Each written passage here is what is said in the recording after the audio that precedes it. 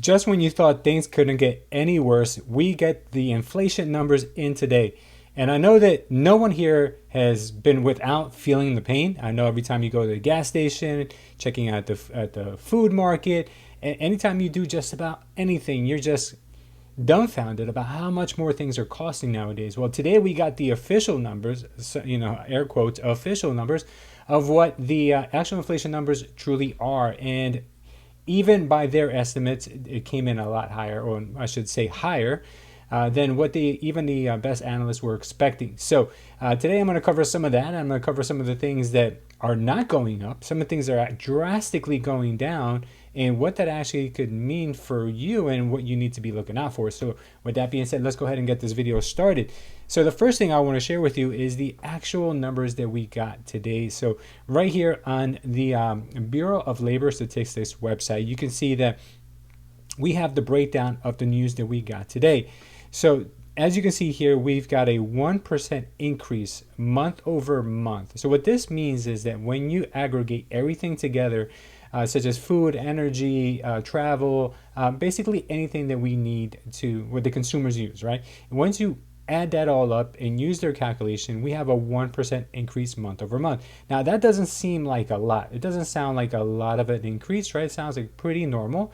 But the thing is that that's not annualized. So when you multiply that over, well, when you calculate it over 12 months, that would give us a 12% year over year increase in the price of things, which means that if you paid $1 for a loaf of bread last year, this year you'll be paying $1.12, which means that everything's going to be costing you 12% more. Now, granted, every month we have not been getting 1%, but this month we did. And it's a very high number. And if we continuously go on that path, well, guess what?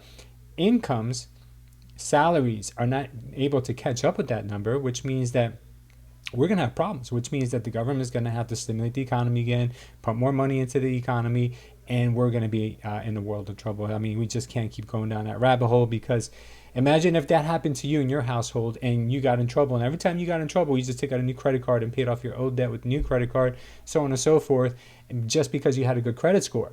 Eventually, that house of cards is not going to last. So with that being said, let's go ahead and take a look at some of the other numbers that we have here. Now, when we look at food, food is up. When we look at food year over year, 10.1%. That is scary, because there's a lot of families out there who obviously it's hard to put food on the table to begin with.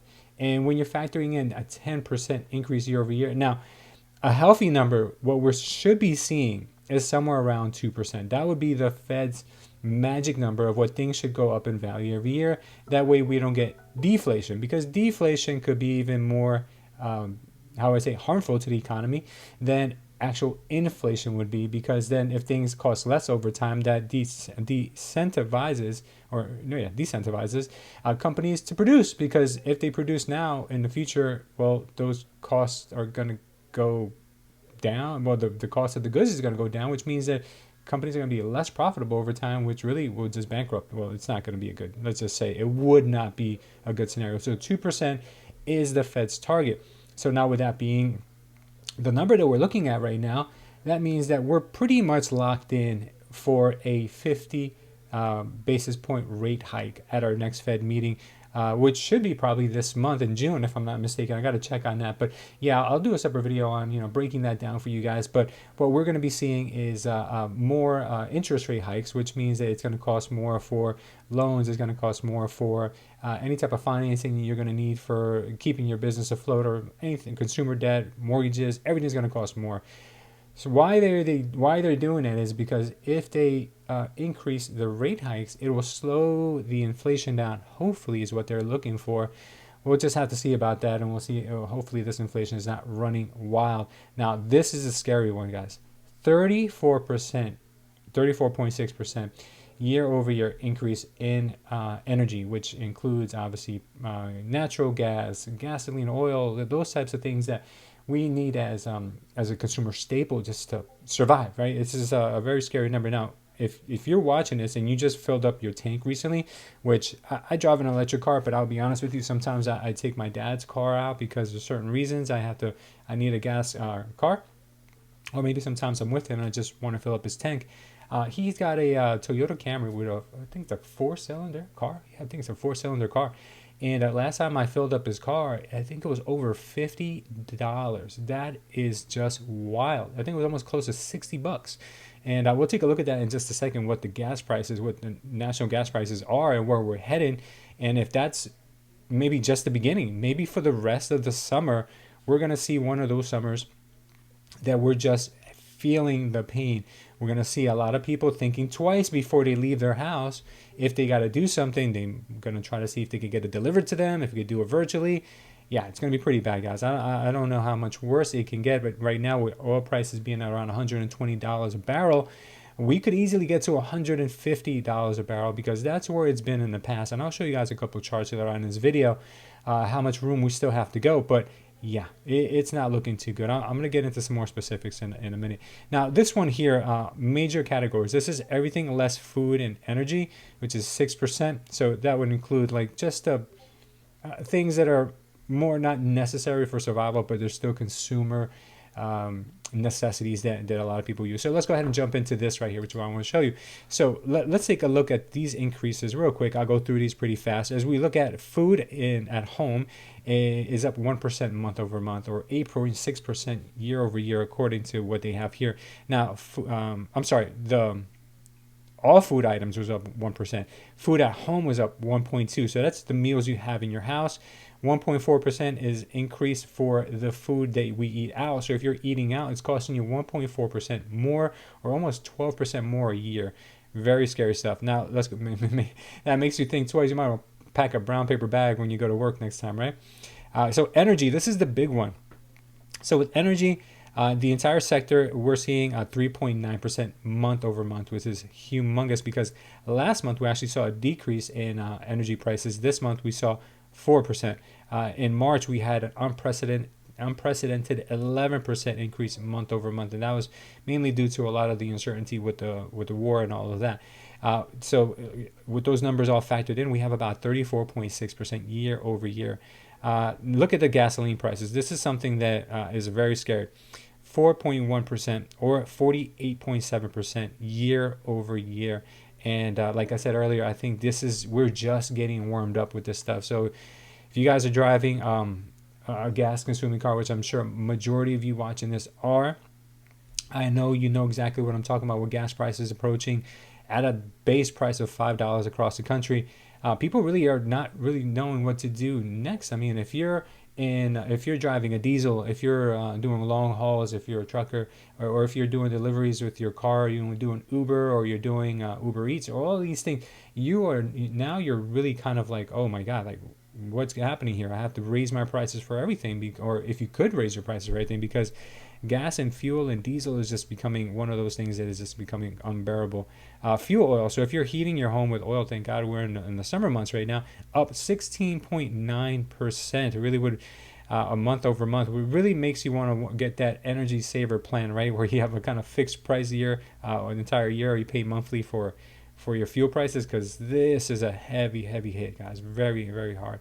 Now let's look at electricity. Electricity is up modestly 1.3%. Well, modestly according to, compared to everything else, or up 12% for the year. Still very, very high. Now I live in Florida, which is everything primarily is run with electricity, which means that your heat, if you're in the cooler months, or you're doing your gas. You're doing your grilling. You're doing your your ovens and the dryer, your refrigerator, everything in the household, even your hot water heater, everything is electric powered, and electricity is going up everywhere. So this is probably going to be a good thing for solar manufacturers, because this is really going to start to make people think twice about not getting solar.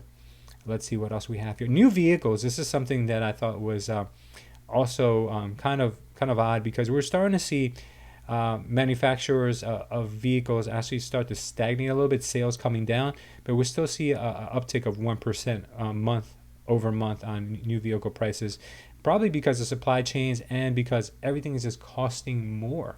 So automobiles obviously would have to go up in price as well.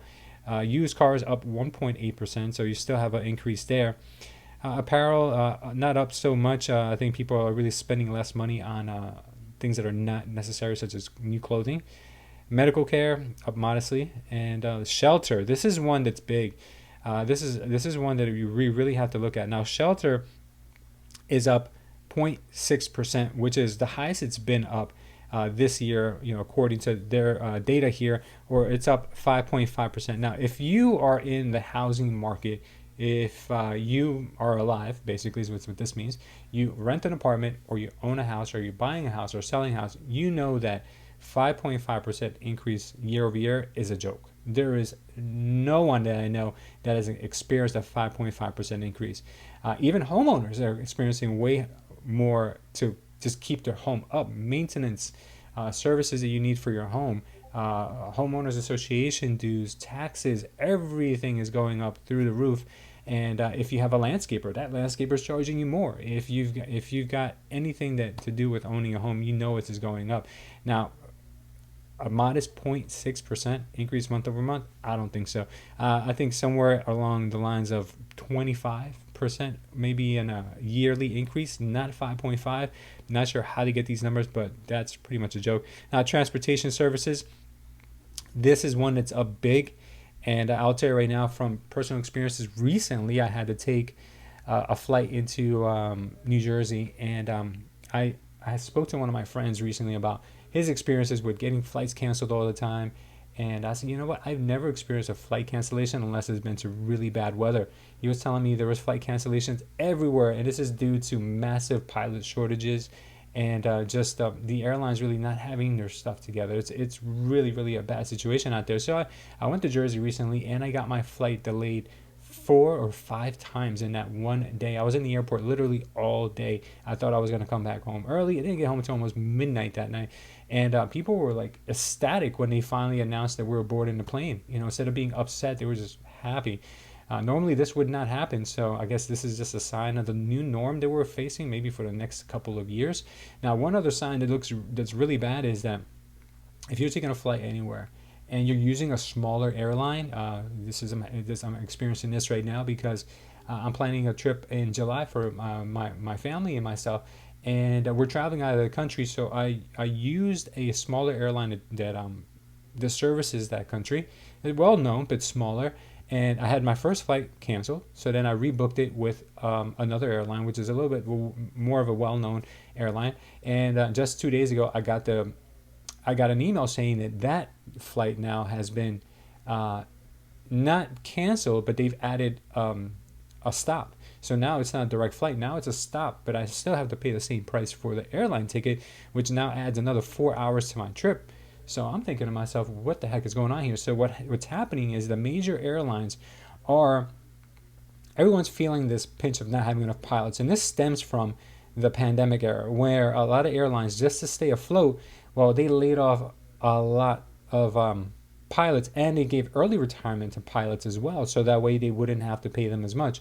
And when everything came back, now there's a shortage of pilots, which means that the bigger airlines are offering the smaller airline pilots more money to leave there, and the smaller airlines can't even compete. So they're leaving there in droves and going to the bigger airlines. So if you are planning on going anywhere, and I'm learning this the hard way, make sure you try to utilize a bigger airline, even if it's going to cost you a little bit more, $100 more a ticket, $200 more a ticket. It might just be that, but hopefully not going to get any unexpected surprises. Even then, it's not guaranteed, but who knows? All right, now this is the next thing I want to show you.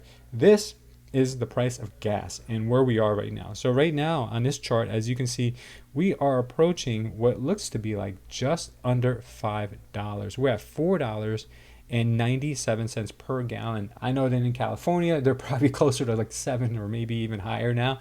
But I just recently came back from Key West, and I was, as an island, and we're still not even really approaching the 6s yet, and it depends where you are in the country. It could be different. Right now we're looking at 4.97 for gasoline, which is historically the highest price we've ever seen on gasoline. Now this is stemming from higher oil prices, and we don't know when we're going to get a relief to that, but looking at this chart historically, where are we going to find support is probably somewhere in this $3.50, $4. Even that is historically, a lot of money to be paying for gasoline. So maybe we've been spoiled with the lower oil prices and lower gas prices that we've seen in the last few years, when gas was just at $1.80, $1.90 just in 2020, and then we got up to the $2 mark, and then recently we were at the $3 mark, and now, I mean, guys, this is, I don't know. I mean, we could still go higher. We've got room to go higher. We could easily get to $6 and come down, hopefully, you know. But when we do come down, it's probably not going to be back to $1 or $2. So just keep that in mind. And yeah, this is the last thing I want to show you. This you got to got to watch very closely, because when you look at commodities and everything is going up, such as an example, let me just show you here. Soybeans up 16%, wheat 56%, cheese 43%, palm oil 61%. You've got cotton 67%. You've got oats, guys, oats 74%. I love me some oatmeal. And coffee, don't even get me started, up 45% year over year. Unbelievable. But there is one area here that's being crushed, and I mean big time, which is lumber. Lumber is down more than anything else in the entire commodity space. And why is that? Why do you think lumber is down so much? Well, lumber recently was expensive. I mean, you would have done better if you would have bought lumber than if you would have bought Bitcoin or Tesla or anything, because lumber recently got up to the range of about $1,700. I'm not sure how this is, if it's done by bushels, or by the ton, or I'm not sure how this is forecasted or how this is priced out.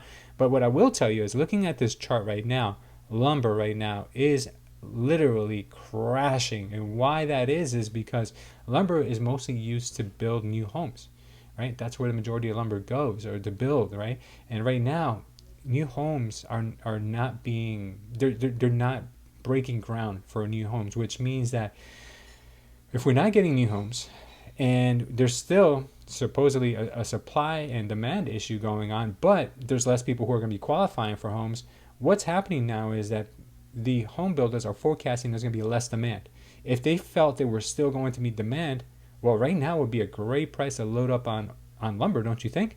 But investors and builders all are pretty much saying with this chart right here that we don't believe that home prices are going to continue to go up, because if they were, and the demand is also going to be there, well, we would continue building. And that's due to higher interest rates, and that's also due to the uncertainty in the entire market, the recession that we're probably in right now. Who knows, possibly even a deeper recession than what we've seen in the last few goes at these recessions. So that's yet to be seen. But I wanted to share this chart with you guys because I wanted to kind of point out that a lot of things are kind of going up. Obviously, majority of things are going up in price, except for the stock market, obviously, and that took a plummet today with the CPI numbers. So did Bitcoin, and a lot of the major altcoins are completely off the charts bad. But with that being said, we do see lumber coming down, so which means that real estate is going to be that next domino to fall. I'm not a cheerleader for a housing crash, but I would like to see some normalization of the market. That would be a good thing for everyone. I am sure of that. So that's today's video, guys. Let me know, what are you feeling the most pain on? Where do you see inflation going rampant? This is a little bit longer of a video, a little bit different format, but I hope you guys enjoyed it. If you did and you want me to make more of these, go ahead and leave me a comment down below and tell me what you enjoyed about it the most. Also, I'm going to be pretty soon start working on a few different programs that I've been asked for more information on, and certain videos don't do too well on YouTube, so I'm going to make them in a program series. So if you're interested in learning how to really kind of become a real estate investor, how to really dominate and take the advantage of the situations that we're about to get into, go ahead and leave me a message down below. And also, I'm going to be doing one on how to create a YouTube channel, how to get income from YouTube as well. So I'm going to start off with those two programs and courses first. Be working on those for the next few months. So I will have some discounts, obviously, for anyone who does pre-register. So go ahead and leave me a comment down below. So with that being said, thank you guys so much for watching. If you want to see more videos from me, go ahead and click on one of the ones on the screen right now, either one. I'll see you over there in just a few seconds. Thank you for watching. I love you, and I will see you next time.